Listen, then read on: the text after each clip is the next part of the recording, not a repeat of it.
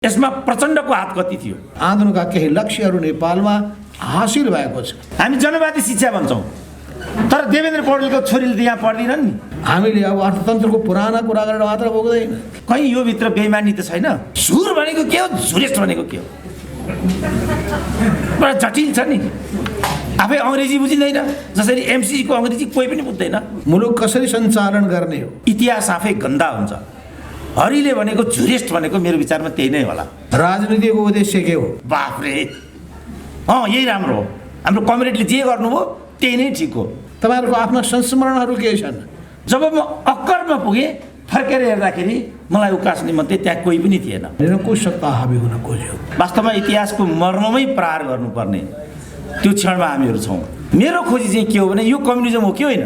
यो झुरको पनि झुर चाहिँ कसरी पैदा हुन्छ त? ती सोभियत नागरिकहरू जो नेपालीको झोला बोक्ने ठाउँमा आइपुगे भनेपछि यसको कारण के हो? कम्युनिजम भनेको बढी गर्ने हो, बढी खाने हो। इन्द्रको मैले सुने, अलिकति चाहिँ छुट्यो, तर मैले सुन्दाखेरि मलाई एकदम राम्रो लाग्यो। हरि रोकाले त्यसमा फेरि ज्यान थपेको छ र त्यसलाई सैद्धान्तिकरण पनि गरेको छ। म चाहिँ स्वभावतः इतिहासको विद्यार्थी भएको हुनाले इतिहासको पाटोबाट अलिकति व्याख्या गर्ने जमर्को गर्छु। समय धेरै गइसकेको छ। भाषणमाथि भाषण पिलाउने, नेतामाथि नेता थोपर्ने यो त हाम्रो संस्कृति नै भएको छ। तर यसको विषयमा कोही बोल्न सक्दैन। एउटा सुरेन्द्र केसीले मात्रै बोलेर संस्कृति बन्दैन, बनिरहेको पनि छैन। तथापि अलिकति आफ्नो औपचारिकता त निर्वाह गर्नु नै पर्ने भयो। अर्को कुरा चाहिँ भन्नुपर्ने के भने आफ्ना भक्तहरूलाई ल्याएर, आफ्ना प्रशंसकहरूलाई ल्याएर गाथा गाउने जुन पद्धति हो, त्यसलाई पनि तोडेर जोशीजीले चाहिँ मलाई पनि सम्झिनु भयो। यत्रो ठुलो कार्यक्रममा मैले अवसर पाउनु भनेको आफैमा एउटा घटना हो। म आशा गर्छु यो घटनाले पनि एउटा उपक्रम निर्माण गरोस् र प्रकारान्तरलेमा गएर हामीले एउटा संस्कार निर्माण गर्न सकौँ, परिपाटी निर्माण गर्न सक्यौँ, जुन आजसम्म हुन सकेन हाम्रो देशमा। खालि एउटा कर्मकाण्ड, यान्त्रिकता र आफूले गरेको कर्म कुकर्मको सैद्धान्तिकरण र तुष्टिकरण, त्यसलाई हामीले इतिहास भन्यौँ। वास्तवमा इतिहासको मर्ममै प्रहार गर्नुपर्ने त्यो क्षणमा हामीहरू छौँ। अब त्यो हामी गर्न सक्दैनौँ, त्यो हामीलाई थाहा छ, तर त्यो हामीले गर्नै पर्छ। यो पिँढीले गर्न सकेन भने पनि भोलिको पिँढीले भए पनि त्यो गर्नु नै पर्छ। त्यो नगर्दासम्म इतिहासले कुनै चक्र पुरा गर्दैन। इतिहासको चक्रको पूर्णता पनि इतिहासको अपेक्षा हो, जुन आजसम्म हाम्रो देशमा हुन सकेन। यो अपेक्षाको एउटा प्रयास चन्द्रदेव जोशीजीबाट भएको छ र यो आफैमा युगान्तकारी छ दुई कारणले। पहिलो कारण के भने हामी यसका द्रष्टा मात्रै हौँ, तर उहाँ चाहिँ यसको भोक्ता पनि हो र निर्माता पनि हो। इतिहास निर्माण गर्न सजिलो छैन। इतिहास निर्माण गर्दा अरूलाई वेदीमा चढाउने प्रणाली एउटा हुन्छ भने आफू स्वयं वेदीमा चढ्ने अर्को प्रणाली हुन्छ। उहाँ चाहिँ आफै वेदीमा चढेर यो इतिहास निर्माण गर्ने मध्ये एउटा हुनुहुन्छ। प्रजातान्त्रिक प्रणालीमा नेपाल सरकारको 120 दिनको मन्त्री हुनुभएको व्यक्ति हो उहाँ, तर भ्रष्टाचारको सबैभन्दा ठुलो अङ्क उहाँमाथि नै लगाइदिएको छ। त्यस्तो राज्य प्रणालीका द्रष्टा र भोक्ता हुनुहुन्छ उहाँ। निश्चय नै त्यो कुरा यो इतिहासमा, यो लेखनमा पीडाको रूपमा आएको छ। तर यो कुरा म माधव नेपालजीको छेउमा भन्न चाहन्थेँ। दुर्भाग्य हाम्रो देशको निर्माण, हाम्रो देशको परिपाटी देख्यो भने आफ्नो कुरा भन्ने, अरूको कुरा नसुन्ने, हिँडिहाल्ने, त्यो हो। र त्यही राम्रो हो भन्न सिकाउने फेरि, र हामीहरू भन्ने बाफ्रे यही राम्रो हो, हाम्रो कम्युनिटीले जे गर्नुभयो त्यही नै ठिक हो भन्ने परिपाटीका पनि हामीहरू साँची हौँ। सब कुरा तोड्नुपर्ने छ। अब हामीले न्यू क्लास भन्ने जो किताब लेखिएको थियो, युगोस्लाभियाका उपराष्ट्रपति थिए, कम्युनिस्ट उपराष्ट्रपति। 8 वर्ष उपराष्ट्रपति भएपछि उनीहरूले के अनुभव गरे भने कम्युनिस्ट शासन पद्धतिले वर्गविहीन समाजको निर्माण गर्ने होइन, तर उनले एउटा नयाँ वर्गको निर्माण गरेर जाने हो। त्यसैलाई उनले द न्यू क्लास भने। त्यो निर्माण गर्ने पद्धति कम्युनिजम हो। मेरो खोजी चाहिँ के हो भने यो कम्युनिजम हो कि होइन? मेरो खोजी यो हो। यो खोजीमा चन्द्रदेव जोशीजी कहाँ हुनुहुन्छ? समीक्षाको विषय त्यो हो। मैले माधव नेपालजीलाई जोड्न खोजेको बिन्दु चाहिँ के थियो भने यो ठुलो किताबमा चन्द्रदेव जोशीजीले पुष्पलाललाई पूर्णतः निगेट गर्नुभएको छ। पूर्णतः मान्छेमा कमी कमजोरी नहुने भन्ने कुरा त होइन, हुन्छ, स्वभावतः पुष्पलालमा पनि त्यो थियो, तर उहाँले पुष्पलाललाई पूर्णतः निगेट गरेर यो किताबको लेखन थाल्नुभयो।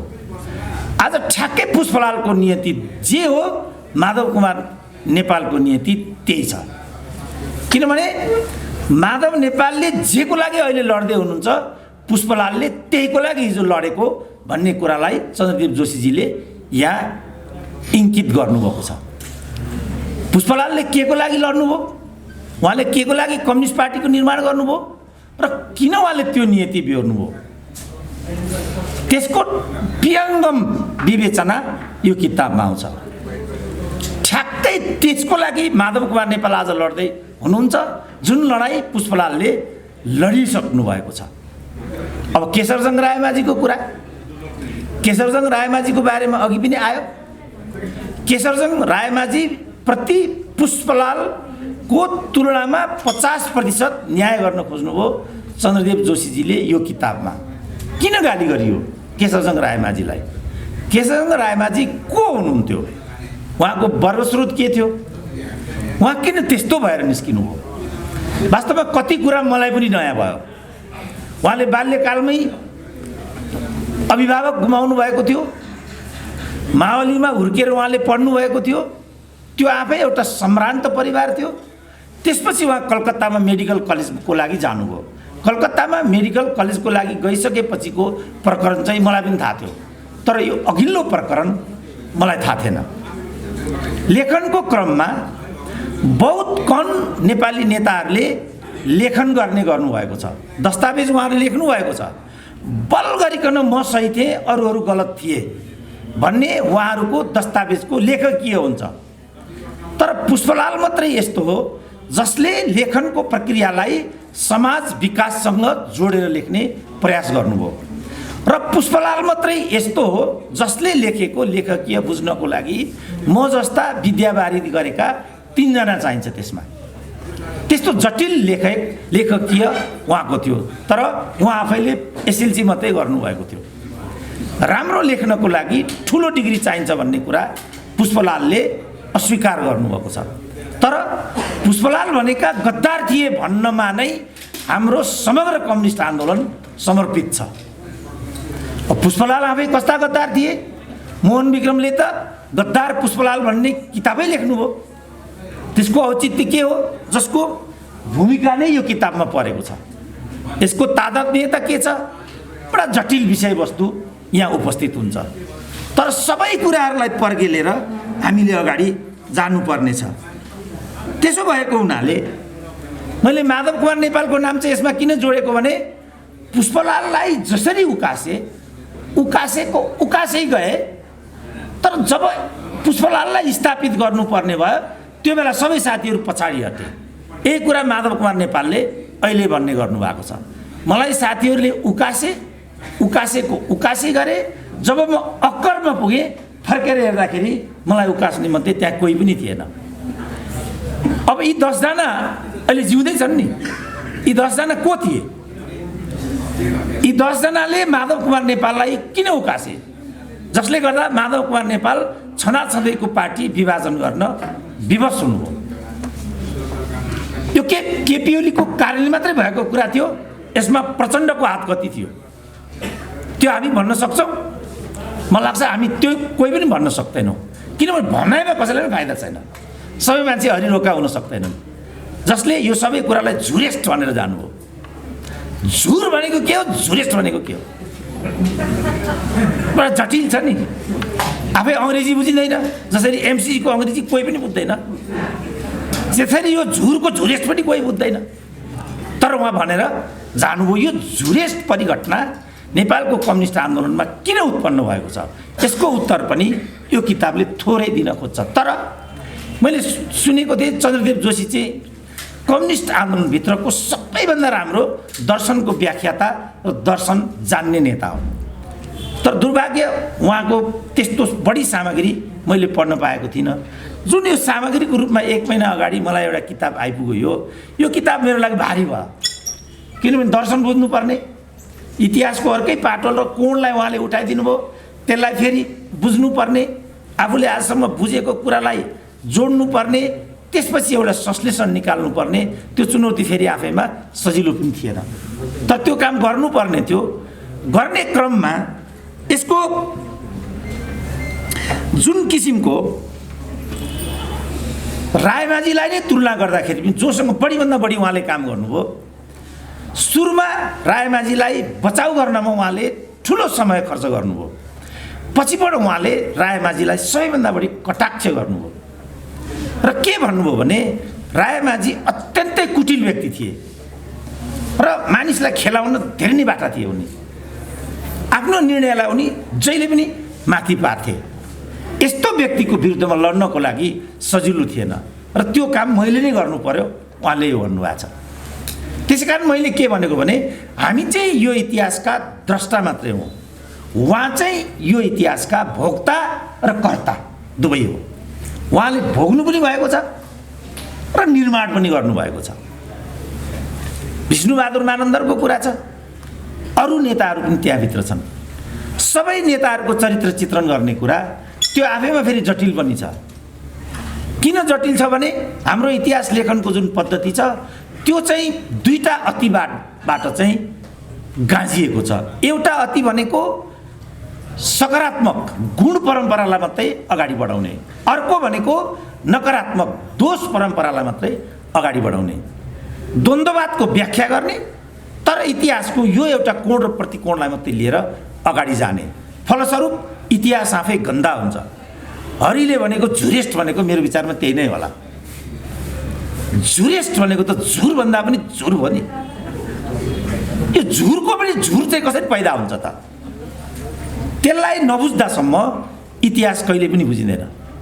र नेपालको कम्युनिस्ट आन्दोलनलाई चाहिँ मैले जसरी बुझेको छु र जसरी यसलाई मैले व्याख्या गरेको छु, 100 वर्ष पछाडि पनि यो समाज विकासको जुन प्रक्रिया छ यो विधिबाट बदलिनेवाला छैन, जसको लागि कयौँ मान्छेले ज्यान दिइसके, कयौँ मान्छेहरू समय दिनको लागि लामबद्ध छन्। तर सायद उनीहरूलाई यो थाहा छैन होला उनीहरू त्यहाँ किन लाममा छन्।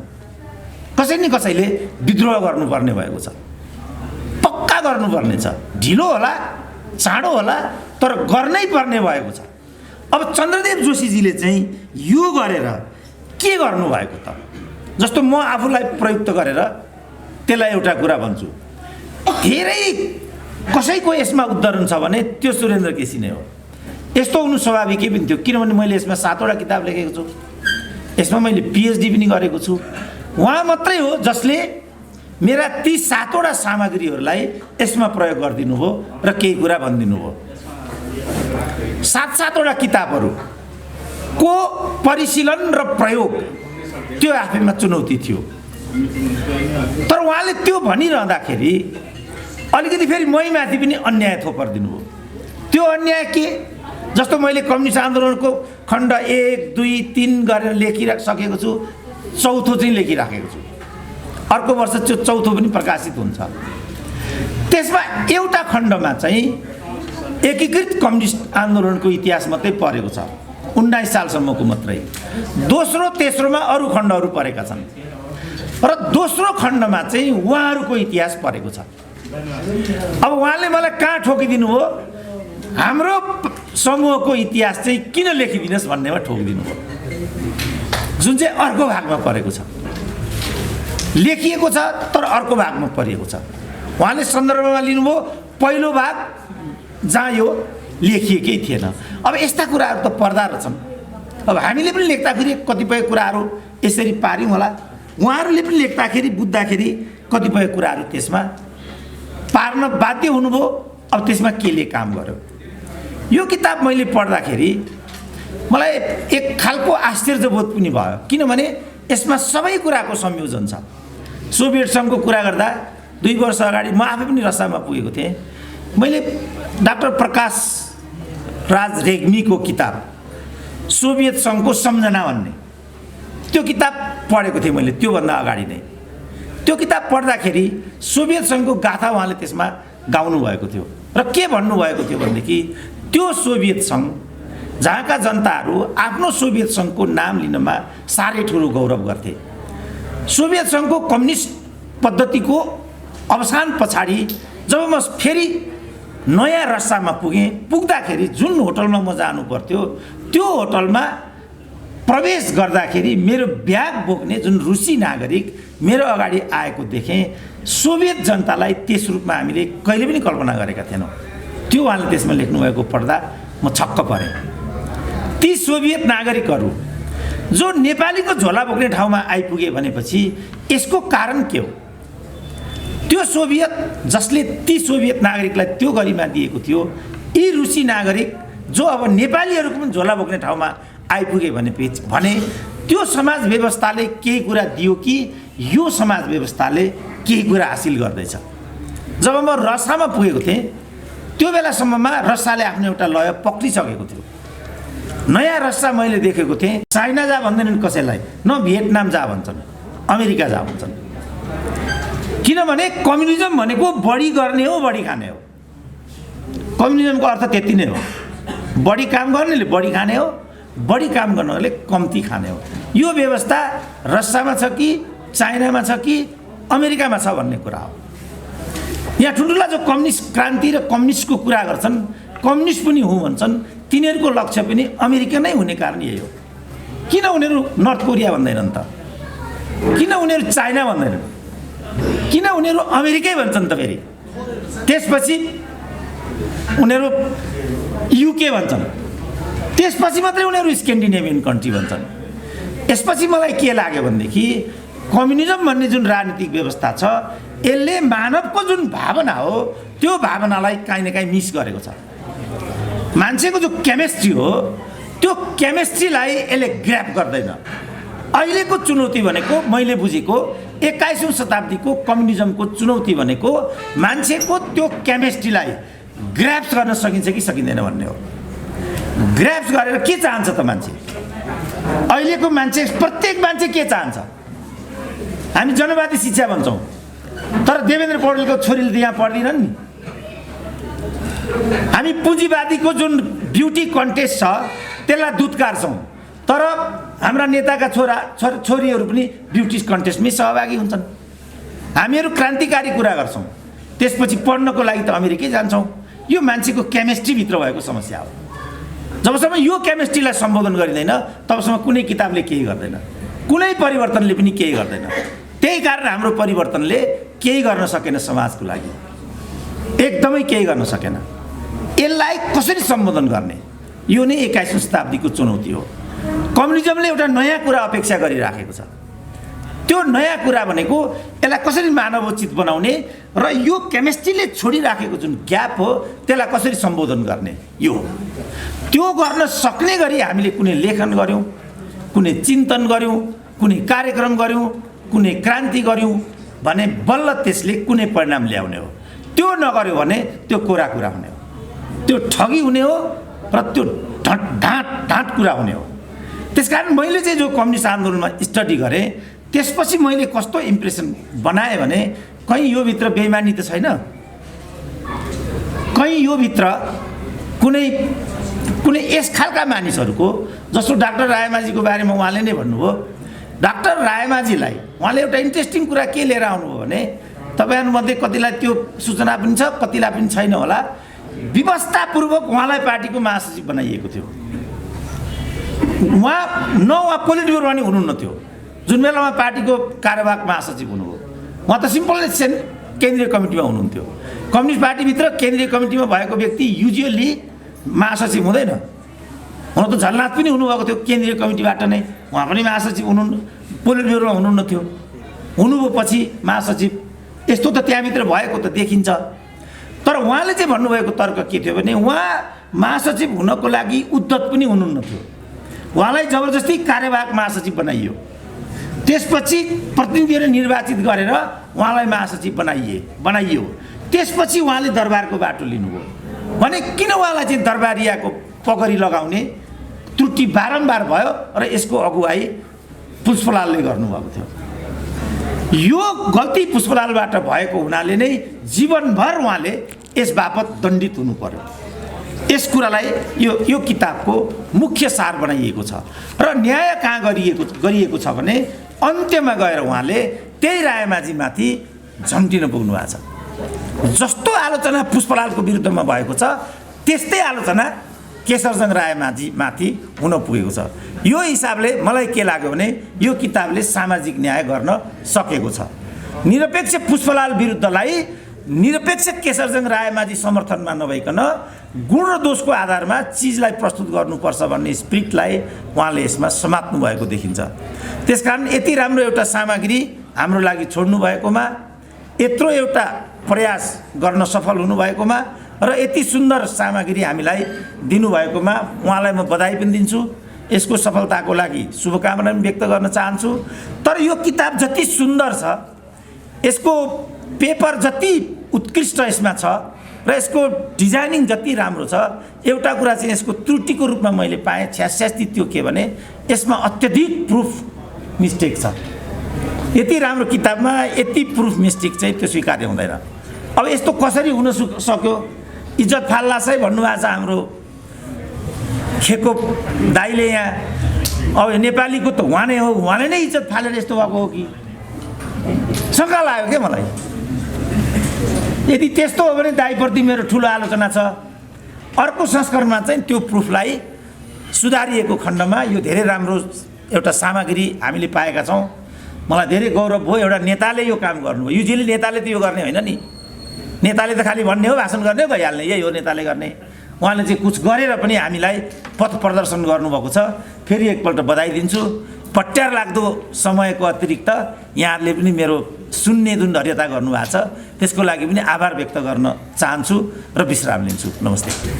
सरी है, तपाईँहरूभन्दा पहिले नै मैले बोल्ने हो, आज्ञामा आएको मैले दिने मुड त थिएन। प्रधानमन्त्रीले मागेपछि मान्नै पर्यो। मान्नु पर्यो नि, त्यत्रो किताब मैले उपलब्ध गराएको छु। आजको यस मार्क्सवाद र विश्व कम्युनिस्ट आन्दोलन यस पुस्तकका प्रमुख अतिथि पूर्व राष्ट्रपति डाक्टर रामवरण यादवज्यू, पुस्तकका समीक्षाकार विद्वत महानुभावहरू, पुस्तकका लेखक चन्द्रदेव जोशीज्यू लगायत सबै उपस्थित आदरणीय महानुभावहरू, हाम्रो इन्द्र अधिकारीजीले यति धेरै व्याख्या गरिसक्नु भएको छ। यो पुस्तकको बारेमा मैले भन्नुपर्ने धेरै छैन। मैले सबै पाना त पढेको छैन, तर मैले सरस्वती माथिदेखि तलसम्म यो पुस्तक पल्टाएर हेरेको छु र मलाई धेरै मन परेको छ। पुस्तकका कतिपय विषयहरूको बारेमा सहमति नहुन सक्ला र म सहमत छैन पनि, तर यसका बावजुद पनि यति मेहनत गरेर जाँगर गरेर यो लेख्नु पनि जाँगर गर्नु हो, जाँगरको साथसाथमा मेहनत गर्नु पनि हो र गहन चिन्तन मनन गर्नु पनि हो, इतिहासको धेरै संस्मरण गर्नु पनि हो र यो सबैलाई लिपिबद्ध गर्नु पनि हो। यो सजिलो काम होइन र उहाँले यो उमेरमा 83 वर्षको यो उमेरमा यो पुस्तक प्रकाशित गरेर लेखेर नयाँ पुस्ताका लागि एउटा सामग्री उपलब्ध गराउनु भएको छ। उहाँलाई म यसको निम्ति विशेष धन्यवाद दिन चाहन्छु। हाम्रो इन्द्रजीको कुरासँग सहमत पनि छु म। 3टा पुस्तक निकालिदिए पनि हुन्थ्यो। मार्क्सवाद सम्बन्धी पहिलो, नेपालको विश्वको कम्युनिस्ट आन्दोलन सम्बन्धी दोस्रो, नेपालको कम्युनिस्ट आन्दोलन सम्बन्धी तेस्रो, 3टा च्याप्टरमा बाँडिदिए पनि हुन्छ। र मार्क्सवादको जेनरल, विश्वको समाजवादी मुलुक र कम्युनिस्ट आन्दोलनको दोस्रो र नेपालको कम्युनिस्ट आन्दोलनको तेस्रो। तर एउटै ठाउँमा हुँदाखेरि हामीलाई फाइदा पनि छ। एउटै पुस्तक अध्ययन गर्नका लागि, पढ्नका लागि, अलि विश्लेषण गरेर बुझ्नका लागि, विश्लेषणात्मक चेत राखेर अध्ययन गर्नका लागि हामीले नयाँ पुस्तालाई प्रेरित पनि गर्नुपर्दछ। र मैले यो केही किताबहरू हाम्रै पार्टीको निम्ति पनि विभिन्न नेता र कार्यकर्ताको निम्ति पनि दिनुपर्छ भन्ने मलाई लागेको छ र मैले भनिसकेको छु, बुक गरिसकेको छु मैले। र मैले विभिन्न ठाउँमा सन्दर्भको रूपमा चर्चा पनि गरेको छु। यति मेहनत गरेर सम्भवतः कसैले पुस्तक लेखेका थिएनन्। विभिन्न अलग अलग विषयहरूमा पुस्तकहरू लेखिएको छ। नेपालको कम्युनिस्ट आन्दोलनका विभिन्न कार्यक्रमसित जोडिएका कुराहरू, नीतिसँग जोडिएका कुराहरू, रणनीतिसँग जोडिएका कुराहरू, पार्टीको दस्तावेज तयार गर्ने कुरासँग जोडिएका कुराहरू, यी सबै कुराहरूको सन्दर्भमा होला। तर एउटै पुस्तकमा यी तीनटै पक्षहरू, मार्क्सवादको इतिहासदेखि लिएर यसको विकास क्रमको बारेमा, विश्व कम्युनिस्ट आन्दोलनको उत्थानदेखि लिएर त्यसले भोग्नु परेको अनेक भनौँ चुनौतीहरूको बारेमा र नेपाल कम्युनिस्ट आन्दोलनले पार गरेको उतार चढावको यी सबै श्रृङ्खलाहरूको बारेमा कतिपय कुराहरूसँग सहमत नहुँदा हुँदै पनि यो धेरै प्रशंसनीय प्रयास हो। म धेरै धेरै उहाँलाई बधाई दिन चाहन्छु र आगामी दिनमा पनि अझै पनि उहाँले यो उमेरमा पनि बसेर अरू पनि सामग्रीहरू तयार गर्नुभयो राम्रै पनि हुन्छ, सकिँदो पनि रहेछ। मेरै बुवा त 100 वर्षको उमेरसम्म लेखिरहनुहुन्थ्यो, पढिरहनुहुन्थ्यो। हामी सकौँला नसकौँला, तपाईँले सक्नुहोस्। धेरै धेरै शुभकामना छ। वास्तवमा कम्युनिस्ट आन्दोलनको बारेमा चर्चा गर्दाखेरि धेरै कुरामा बहस गर्न सकिन्छ। नेपालको सन्दर्भमा चर्चा गर्दाखेरि पनि धेरै बहस गर्न सकिन्छ। समाजवादको उद्देश्यलाई अगाडि सारेर या भनौँ राजनीतिको उद्देश्यलाई अगाडि सारेर पनि बहस गर्न सकिन्छ। राजनीतिको उद्देश्य के हो, राजनीतिक पार्टीहरूको उद्देश्य के हो, नेताहरूको कर्तव्य के हो, मुलुक कसरी सञ्चालन गर्ने हो, मुलुकले कस्तो बाटो समाउनु पर्ने हो, संसारका विभिन्न मुलुकहरूले किन कसरी प्रगति गर्न सके र हाम्रो देशले किन र के कारणले गर्दाखेरि अपेक्षित प्रगति गर्न सक्न सकेको छैन, यसको के होला कारणहरू, यसमा गम्भीर विवेचनाको आवश्यकता छ, गम्भीर विश्लेषणको आवश्यकता छ। संसारका विभिन्न देशका अनुभवको बारेमा धेरै धेरै पुस्तकहरू लेखिएका छन्। हाम्रो देशको सन्दर्भमा पनि कतिपय रचनाहरू हामी पाउँदछौँ। तर ती रचनाहरूलाई अझै राम्रो ढङ्गले विवेचना गर्दै गहिरो समीक्षाको आवश्यकता छ। किनभने आन्दोलनका विभिन्न लक्ष्यहरू रहेका छन्। आन्दोलनका केही लक्ष्यहरू नेपालमा हासिल भएको छ। राणा तन्त्रकोलाई चुनौती दिएर त्यसलाई पराजित गर्ने काम नेपालकै राजनीतिक दलहरूले, नेपालकै राजनीतिक नेताहरूले गरेका छन्। हाम्रै देशका नेताहरूले विदेशीहरूलाई चुनौती दिएका छन्। नेपालमा आधिपत्य जमाउन दिएनन्। नेपाललाई स्वतन्त्र र स्वाभिमानी मुलुकको रूपमा कायम गर्ने काममा भूमिका खेलेका छन्। त्यस्ता व्यक्तित्वहरूका साथसाथै राजनीतिक दलहरूले पनि भूमिका खेलेर राणा तन्त्रलाई र निरङ्कुश शासनलाई उखेलेर फालेका हुन्। पञ्चायती व्यवस्था फेरि झेल्नु पर्यो, त्यसकोलाई पनि चुनौती दिए, त्यसलाई पनि उखेलेर फालेका पनि हुन्। यी सबै सन्दर्भमा विभिन्न व्यक्तिहरूको निरन्तरता, राजनीतिक निरन्तरता या अडानको निरन्तरता नरहेको पनि देखिन्छ। यसका पछाडिका कारणहरू के हुन सक्लान्, ती प्रत्येकले आफ्नो आफ्नो अनुभूतिहरू लेखेर वास्तवमा हामीलाई दिएको भए धेरै राम्रो हुन्थ्यो। मैले धेरै सन्दर्भमा हाम्रो शैलेन्द्र कुमार उपाध्यायजीसँग कुरा गरेका थिएँ र मैले अरू विभिन्न नेताहरूलाई भन्ने गरेको छु, तपाईँहरूको आफ्ना अनुभूतिहरू के छन्, तपाईँहरूको आफ्ना संस्मरणहरू के छन्, विभिन्न नेताहरूको बारेमा, राजनीतिक घटनाक्रमहरूको बारेमा तपाईँहरूले कसरी हेर्नु भएको छ, त्यो तपाईँहरूको हेराइ बुझाइ आइदियो भने अनि हामीलाई पनि त्यसले एउटा जानकारी, पहिलो कुरा। दोस्रो, विश्लेषण गर्न मद्दत, दोस्रो कुरा। र हाम्रो सोचको धारालाई पनि फराकिलो बनाउनको लागि मद्दत पुग्ने यो तेस्रो कुरा पनि हुन सक्ने थियो। यस अर्थमा वास्तवमा यस्ता पुस्तकहरू, संस्मरणात्मक पुस्तकको अभाव छ। म संस्मरणात्मक पुस्तक पनि आफ्नो आत्मजीवनीसँग जोडिएको, संस्मरणसँग जोडिएको पनि पुस्तक तयार गर्नुभयो भने राम्रो हुन्थ्यो। मैले विष्णुबहादुर महानन्दजीलाई पनि भनेको थिएँ, तपाईँलाई थाहा छ होला, म रौतहट जिल्लाकोमा जन्मेको व्यक्ति हुँ। मेरो घरको ठिक सामुन्नेमा विष्णुबहादुर महानन्दजीको घर छ। महानन्द परिवार हाम्रो परिवार र मारवाडी परिवार र त्यसो राणा परिवार 4 परिवारको त्यो जिल्लामा मूल भूमिका रहने गरेको छ। त त्यसमध्ये विष्णुबहादुर मानन्दजीको सिङ्गो त्यो मानन्द खलक त्यहीँ वरिपरि हाम्रो घरको वरिपरि विष्णुबहादुरजी अगाडि। तर विष्णुबहादुरजी अगाडि हुँदाहुँदै पनि त्यो विचारमा म आकर्षित हुन सकिनँ। एक त म आकर्षित भएँ पुष्पलालको विचारबाट र पुष्पलाल तपाईँलाई थाहा छ 2006 सालमा कम्युनिस्ट पार्टीको स्थापना गर्ने व्यक्ति हुनुहुन्थ्यो, त्यसको पहिलो महासचिव हुनुहुन्थ्यो र त्यतिखेरको सन्दर्भमा अगाडि बढ्दै जाने क्रममा अनि केशरजंग रायमाझी र अर्को धार दोस्रो महाधिवेशनपछि देखा पर्न थाल्यो हो। यी सबै कुराहरूको सन्दर्भमा नेपाल हाम्रो रौतहट जिल्ला त कस्तो जिल्ला पर्यो भन्दाखेरि एकातर्फ रायमाझी धार या मानन्दर धारको रूपमा अगाडि बढ्यो, अर्को पुष्पलाल धार पनि त्यहीँ अगाडि बढ्यो, तुलसीलालजीको पनि त्यहीँ किसान सङ्गठनको हेडक्वार्टर त्यही रौतहट जिल्ला इनरवारी गाउँ त्यो घर अझै पनि विद्यमान छँदैछ, उहाँको पनि धार अगाडि बढ्यो। चौथो हामीले सुरु गरेको अर्को क्रान्तिकारी धार जसलाई कोके धार पछाडि भनियो, माले धार भनियो, एमाले धार भनियो, एमाले हुँदै अब एकीकृत समाजवादीको धारको रूपमा अगाडि बढिरहेछ भनेपछि कम्युनिस्ट आन्दोलनका विभिन्न धारहरूका साथसाथै फेरि नेपाली कङ्ग्रेसले पनि त्यही ढङ्गले त्यहाँ सङ्गठन र बैरगनिया सम्मेलन तपाईँलाई थाहा छ नेपाली कङ्ग्रेसले गरेको पनि हाम्रै गौरको पारिपट्टिको बजारमा त्यहाँ बैरगनिया सम्मेलन भएको थियो। त बैरगनिया सम्मेलन भएको र नेपाली कङ्ग्रेसका त्यहाँ नेताहरूले पनि महत्त्वपूर्ण भूमिका निर्वाह गरेका र कम्युनिस्ट पार्टी र काङ्ग्रेस पार्टी दुईटैका नेताहरूको बिचमा राम्रै सम्बन्ध र सहकार्य हुने गरेको पनि थियो।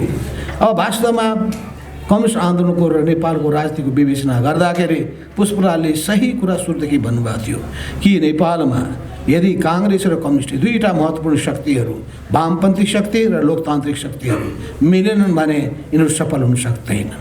उहाँको भनाइ सही साबित भयो। तर कतिपय नेपाली कङ्ग्रेसका नेताहरूले नै त्यो कुरालाई बुझ्न सक्नु भएन। तर पछिल्लो कालमा जब गणेशमानजी, कृष्णप्रसाद भट्टराईजी अनि गिरिजाप्रसाद कोइराला यी नेताहरूले कुरालाई बुझिसकेपछि अनि काङ्ग्रेस र कम्युनिस्टको बिचमा सहकार्यको सिलसिला सुरु भयो।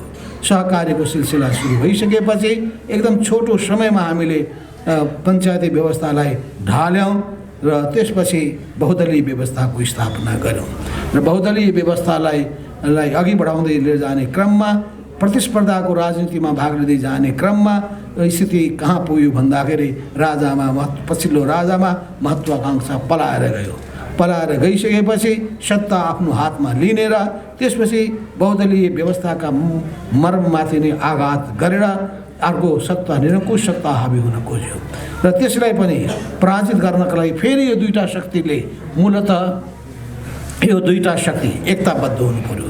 त्यसका अलावा पनि नागरिक समाज र सिङ्गो पत्रकार जगत र बौद्धिक समुदाय पनि एकताबद्ध भइसकेपछि सिङ्गो समाज नै एकताबद्ध भएपछि शक्ति सृजना भयो र त्यो शक्तिको सामु कसैको केही चलेन र त्यसपछि शाही वंशकै विनाश भयो, सामन्ती शासनकै विनाश भयो, गणतन्त्रको नयाँ युग सुरु भयो र त्यो गणतन्त्रले नै वास्तवमा जनताको आफ्नो नेताको रूपमा सबभन्दा सर्वोच्च व्यक्तिको रूपमा राष्ट्रपतिको रूपमा डाक्टर रामवरण यादवलाई प्राप्त गर्यो। उहाँलाई म विशेष बधाई दिन चाहन्छु।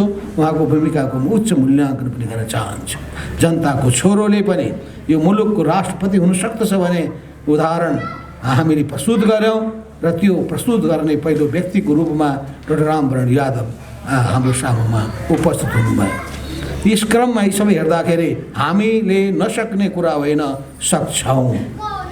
हामीले गणतन्त्र ल्याएका छौँ, सङ्घीयता ल्याएका छौँ, समावेशिताको राजनीति अवलम्बन गरेका छौँ र समाजवादको ध्येय उद्देश्य अगाडि सारेका छौँ। यस अर्थमा अब हामीले सामाजिक परिवर्तनको काम कति सम्पन्न गर्न सकेका छौँ यसमा हामीले आत्ममन्थन गर्नुपर्ने छ। आर्थिक क्रान्तिको काम कति अगाडि बढाउन सकेका छौँ, समाजवादको यात्रामा हामी कति अगाडि बढ्न सकेका छौँ, यो आत्मचिन्तन गर्नुपर्ने आवश्यकता छ।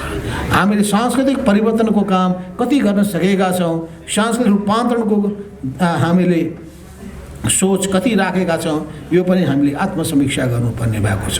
त्यस अर्थमा अझै पनि हाम्रो सामुमा सामाजिक आर्थिक सांस्कृतिक रूपान्तरणको गहिरो जिम्मेवारी छँदैछ र यी तीनटै क्षेत्रमा जबसम्म हामी रूपान्तरण गर्दैनौँ, नयाँ चेतबाट मान्छेलाई हामी अग्रसर गराउँदैनौँ, सांस्कृतिक रूपान्तरण गर्न सक्दैनौँ र त्यसपछि आर्थिक क्षेत्रमा हामीले आमूलचूल परिवर्तन गर्नका लागि हाम्रो अर्थतन्त्रलाई एउटा नयाँ उचाइमा पुर्याउनका लागि उत्पादनमा वृद्धि गर्ने, उत्पादन सम्बन्धमा परिवर्तन गर्ने र साँचो अर्थमाथि गरिब भोका नाङ्गा जनताको निम्ति हामीले शासन स्थापित गर्ने कुरा जबसम्म गर्दैनौँ हामीले भन्ने गरेको समावेशिताको कुनै अर्थ रहँदैन। समावेशिताको मूल कुरामा पनि के कुरा आउँछ भने घाँस बाँस कपास शिक्षा स्वास्थ्य रोजगारी यी समस्याहरू आधारभूत समस्या समाधान हुन सकेनन् भने, गरिबी र अभावबाट मान्छे र पछौटेपनबाट मान्छे थिचियो भने वास्तवमा उसको निम्ति परिवर्तनको कुनै अर्थ रहँदैन। यस अर्थमा हामीले त अहिले नयाँ युगको जति पनि उपलब्धिहरू छ त्यसलाई आत्मसात गरेर अगाडि बढ्नुपर्ने छ। हामीले अब अर्थतन्त्रको पुराना कुरा गरेर मात्र पुग्दैन। यस अर्थमा पनि हाम्रो समाज अहिले संविधानले 3 खम्बे अर्थतन्त्रको नीति अवलम्बन गर्दै राजकीय क्षेत्रको भूमिकालाई अर्थात् सार्वजनिक क्षेत्रको भूमिकालाई, त्यसपछि निजी क्षेत्रको भूमिकालाई र सहकारी क्षेत्रको भूमिकालाई बडो कम्बाइन हिसाबले 3 खम्बे अर्थनीतिको रूपमा अगाडि सार्ने काम गरेको छ। र हामीले विश्व अर्थतन्त्रमा देखेका छौँ कि जब लेसेस फेयरले पोलिसी लिएको या भनौँ निजी क्षेत्रको मात्र वर्चस्व रहेको अर्थतन्त्र उदाएको बेलामा पनि त्यसले ठुलो सङ्कटमा पुर्यायो र गरिबी अभावलाई अझै बढाएर लगेर। तर अर्कोतर्फ त्यसबाट सामना गर्नका लागि राज्य नियन्त्रित अर्थतन्त्र अगाडि सारिसकेपछि, राज्यले नै सबै जिम्मा लिने कुराहरू गइसकेपछि राज्यले जिम्मा लिने कतिसम्म भन्दाखेरि बुटको यो जुत्ताको पलिस लगाउनका लागि पनि राज्यले नै गर्नुपर्ने, कपाल काट्ने जिम्मा पनि राज्यले लिनुपर्ने। मलाई लाग्छ सोभियत सङ्घमा त्यही थियो होला, म चिनमा पनि मैले त्यही देखिरहेको थिएँ। तर त्यो पनि सफल हुन सकेन। राज्य नियन्त्रित अर्थतन्त्र पनि सफल भएन र निजी नियन्त्रित अर्थतन्त्र पनि सफल हुन सकेपछि मिश्रित अर्थतन्त्रको युगमा हामी प्रवेश गऱ्यौँ। तर मिश्रित अर्थतन्त्रले पनि समस्याको समाधान गर्न सकेन। अहिले हामी 3 खम्बे अर्थतन्त्रको नीति अवलम्बन गर्दै अगाडि बढ्न खोजिरहेका छौँ। यसलाई हामी व्यवहारमा लागू गर्न चाहिरहेका छौँ। तर यी सबै व्यवहारमा लागू गर्ने कुराको सन्दर्भमा हामी वास्तवमा कस्तो नेपाल बनाउन चाहन्छौँ, हाम्रो भिजन के र हाम्रो परिकल्पना के, त्यो भिजन र त्यो परिकल्पनाको आधारमा हामीसँग वस्तुवादी योजनाहरू सामग्रिक योजनाहरू छन् कि छैनन्। ती सामग्रिक योजनाहरूलाई वास्तवमा निर्देशित गर्ने सोचको रूपमा त समाजवाद छँदैछ र जनताको सुख र समृद्धि छँदैछ। यी दुईटै कुरालाई केन्द्रबिन्दुमा राख्नका लागि हाम्रो प्रशासन यन्त्र वास्तवमा स्वच्छ छ कि छैन, त्यो परिपाटी अनुसार चलिरहेको छ कि छैन भनेपछि त्यहाँ ठुलो समस्या छ। समस्या कहाँ देख्दछु भने व्यक्तिको भ्रष्टीकरणमा, व्यक्तिमा व्यक्तिवादी प्रवृत्ति हुर्किएको स्थितिमा र त्यो व्यक्तिवादी प्रवृत्ति सत्तामा पुग्ने र सत्ताको मातमा मात्तिने यो प्रवृत्ति र त्यसपछि सत्ताको दुरुपयोग गर्ने यो प्रवृत्ति यो समाप्त नभएसम्म र सबै थोक विधिबाट चल्ने, देश संविधानबाट चल्ने, पार्टी विधानबाट चल्ने यो स्थितिलाई कडाइका साथ पालन गरिएन भने त्यसपछि त्यस्तै निरङ्कुश शासकहरू हामी पाउनेछौँ, निरङ्कुश नेताहरू, अधिनायकवादी नेताहरू हामी पाउनेछौँ। त्यो यी सबैबाट मुक्त हुनका लागि जनतामा जागरुकता चाहिन्छ, दलहरूमा जागरुकता चाहिन्छ, विद्रोही चेत चाहिन्छ। त्यो विद्रोही चेत र भावनाका साथ विगतका सबै कुराको समीक्षा गर्दै कसरी हामीले हाम्रो देशको विकासको कुन कुन क्षेत्रमा कति महत्त्व दिनुपर्ने हो, हामीले हाम्रो अर्थको विनियोजन कसरी गर्ने हो, के गर्दाखेरि चाहिँ अधिकतम लाभ प्राप्त गर्न सक्दछौँ, हामी कस्ट र बेनिफिटको एनालिसिस कसरी गरिरहेका छौँ, यी सबै कुराको निम्ति संसारका विभिन्न देशका अनुभवहरू के छन्, यी सबैको समीक्षा गर्नुपर्ने पाटो अलग छ। यसमा छुट्टै होला अहिलेको सन्दर्भ बनेको हाम्रो कमरेड चन्द्रदेव जोशीले जुन पुस्तक लेख्नु भएको छ, यो पुस्तकले पनि विचार मन्थन गर्नका लागि हामीलाई त्यसले घसघस्याएको छ, हामीलाई उत्प्रेरित गरेको छ र यसरी सबैलाई उत्प्रेरित गर्न सकोस्, आफ्नो कर्तव्यप्रति सबैलाई सजग बनाउन सकोस्, देश जनता र समाजप्रतिको जिम्मेवारी बोधको भावनाका साथ अघि बढ्न सबैलाई उत्प्रेरित गरोस्। यो पुस्तक तयार गर्नुभएकोमा, लेख्नुभएकोमा धेरै धेरै बधाई, धेरै धेरै शुभकामना दिँदै म आफ्नो भनाइ यहीँ टुङ्ग्याउँछु र बिदा हुन चाहन्छु। हस्त नमस्कार।